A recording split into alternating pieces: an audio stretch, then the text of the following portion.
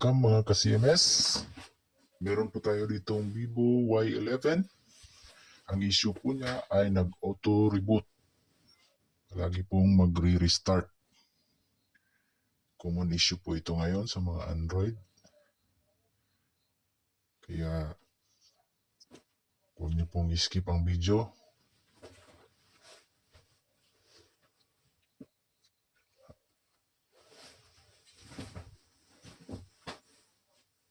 Ayan. Palagi pong nagre-restart, nagre-reboot. Kung naka-encounter po kayo ng ganitong issue, sundan nyo lang ang video na ito kung paano ayusin.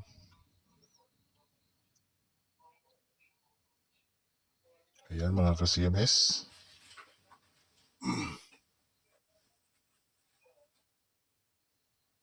Ayan, nakita nyo.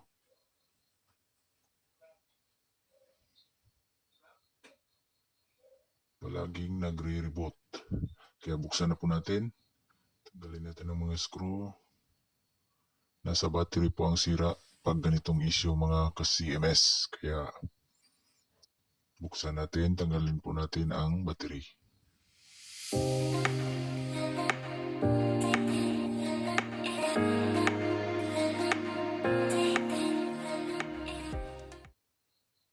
Madalas po nagkakaganito yung cellphone nyo kapag palaging nag-overcharge or nakasaksak.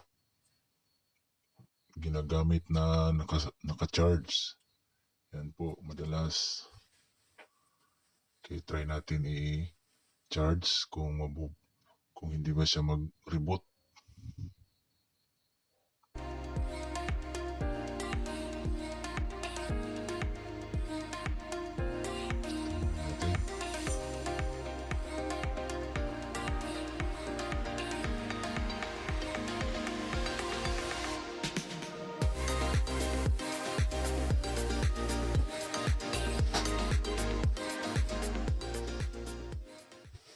Ayan mga ka-CMS, hindi siya nag-reboot.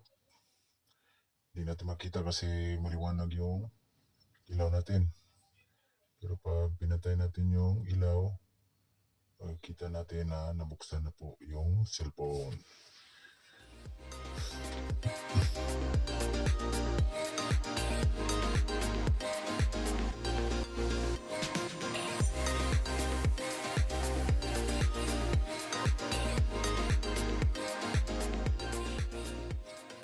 I-restart po natin.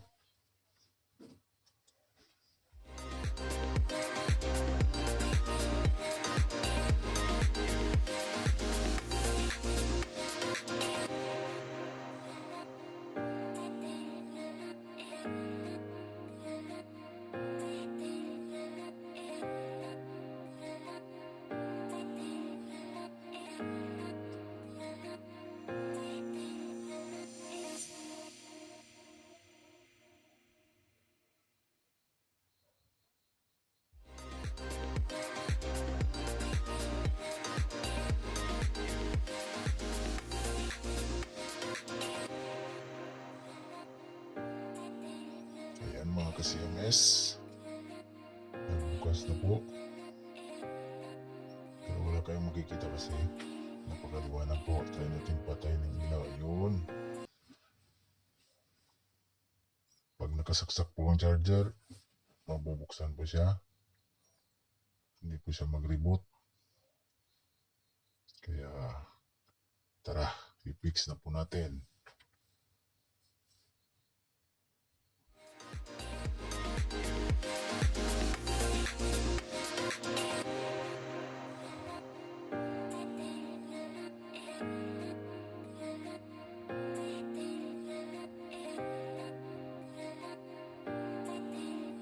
Tanggalin po natin ang battery. Kasi nasa battery po ang sira, mga ka-CMS.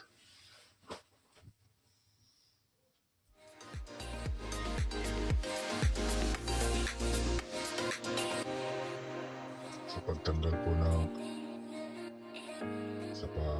ng battery mga ka-CMS, ganito lang po ang gawin.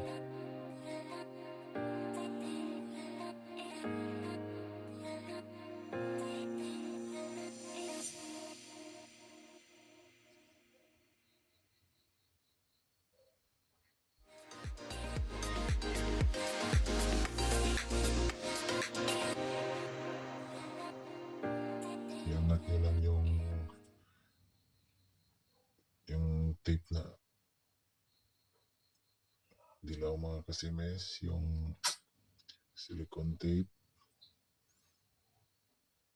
Yun, kung saan malapit sa fuse, yun nyo lang iangat. Ayun ang fuse mga kasimes.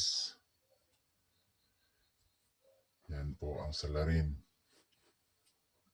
Yan po ang dahilan ng nag-auto reboot. Kung may pangpalit kayo, pwede namang palitan. Pero kung wala, okay lang na tanggalin. Saka i-jumper natin siya gamit ang tingga.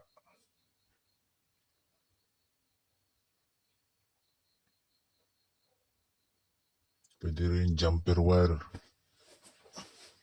Yung iba mga kasimes, jumper wire ang ginagamit. Pinagdugtong lang sa magkabila.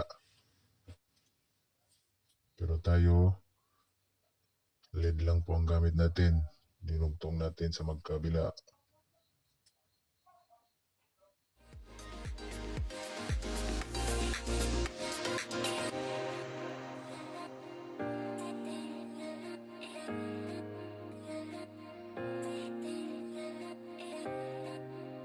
Hindi natin madugtong mga kasimes kasi yung gamit nating soldering, yung tip niya ay pang yung malapad. Papalitan natin yan ng yung matulis, yung tip, para madugtong natin yung magkabila. Kasi pag ganitong soldering, mahihirapan tayo magdugtong. Ayan, nakita nyo mga ka-CMS. Hirapan tayo magdugtong.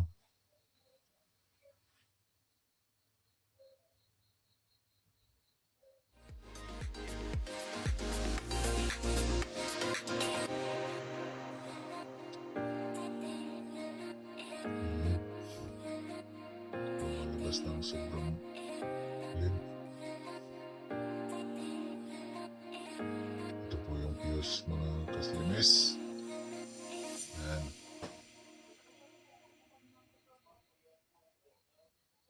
Marami na po tayong na-encounter ng mga ganyan. Yan lang po ang tinatanggal natin.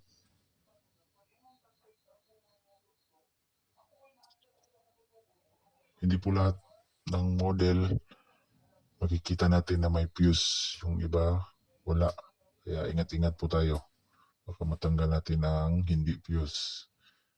Hindi na mabuhay yung cellphone.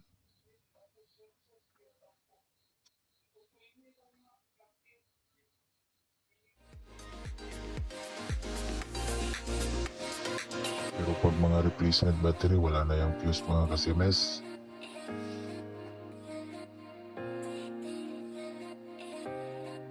Yan, pinalitan natin ng soldering tip.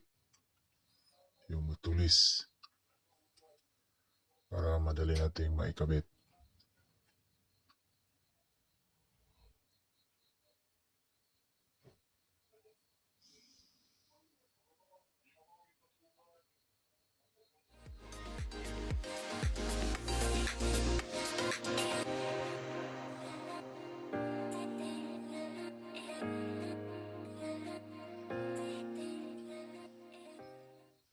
Gamit po tayo ng 450 heat ng ating soldering iron mga ka-CMS. Lagyan muna natin ng flux para madali siyang matunaw. Ayun. Dugtong natin.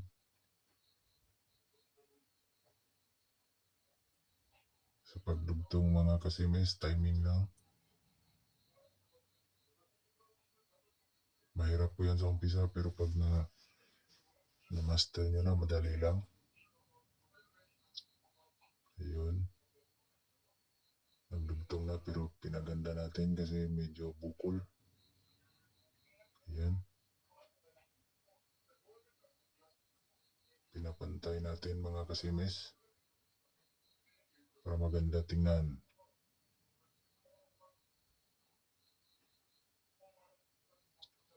Yan. Perfect na perfect.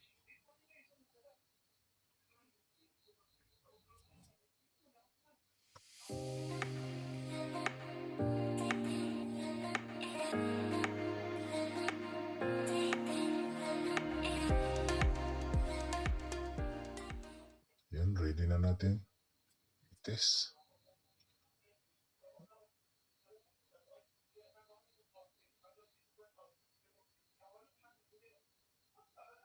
Ganyan lang mga kasimis ang pagbalik ng takip ng battery. Yung silicone tape, huwag niyong punitin. Lipitin nyo lang tapos ibalik nyo. Ayan. Tabayan natin ang resulta mga kasimis kung success ba. Ayun.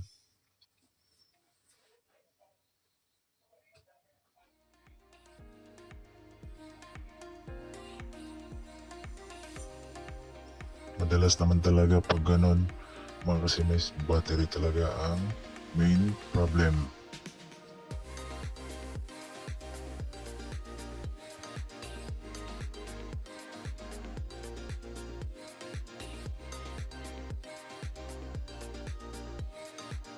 Ayun, bukas na. Success po mga kasimis. Bukas na siya, hindi na tayo gumamit ng charger para buksan. Ayun.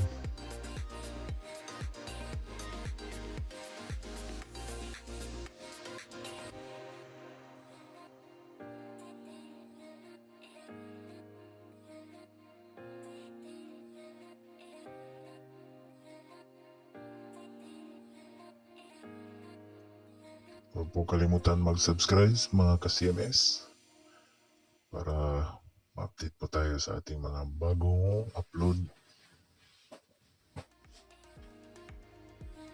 Thank you for watching.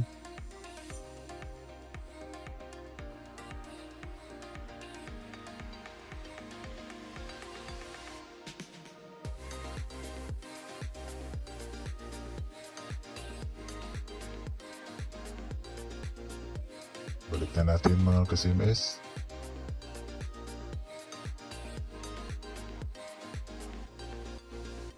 Kasi okay na po yung ipo natin.